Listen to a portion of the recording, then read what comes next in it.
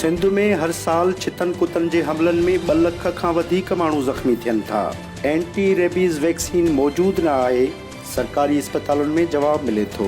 सभ खां वधीक निशानो असांजा ॿार बणजनि था।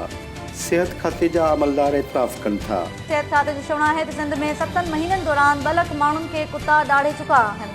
त पोइ हर साल बजट में सिहत लाइ रखिया वेंदड़ अरबे रुपया कंहिंजे खीसे में वञी रहिया आहिनि। शिकारपुर में भी पेश आया है, जिसमें एक मासूम बच्चा और उसकी माँ उसको पहले हॉस्पिटल में, फिर DHQ और फिर कमिश्नर के ऑफिस के बाहर लेके बैठी रही है। छिता कुता मायरुनि जूं झोलियूं उजाड़े रहिया आहिनि, असांजे मुस्तक़बिल खे ॾाढ़े रहिया आहिनि। नारकाणे में छिते कुते जी वैक्सीन न मिलण सबबि फोत थी वियल नींदर वारे मामले खां पोइ सिंध हुकूमत पारां कुता मार मुहिम जेका आहे उहो शुरू करण जो फ़ैसिलो कयो वियो आहे।